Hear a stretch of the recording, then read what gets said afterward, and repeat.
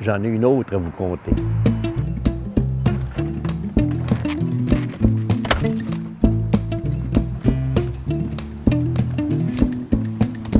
Moi, j'habitais ici. On habitait à l'étage. La boucherie était au rez-de-chaussée ici.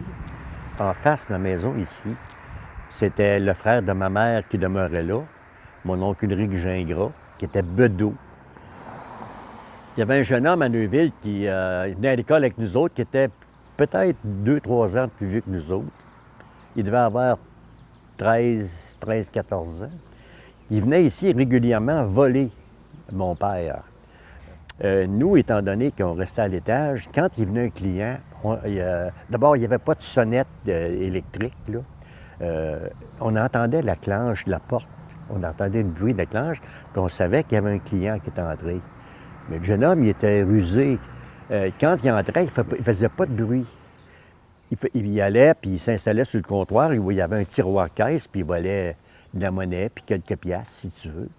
Et puis il faisait du bruit quand il ressortait. Fait que nous, on pensait que c'était quelqu'un qui arrivait, mais non, il sortait. Fait qu'on n'y avait jamais...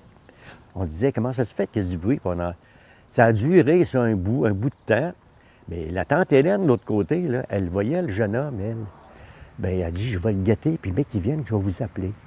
Alors, c'est ce qui est arrivé. Il est entré, puis la tante Hélène a appelé ma mère, elle disait, il est entré en bas.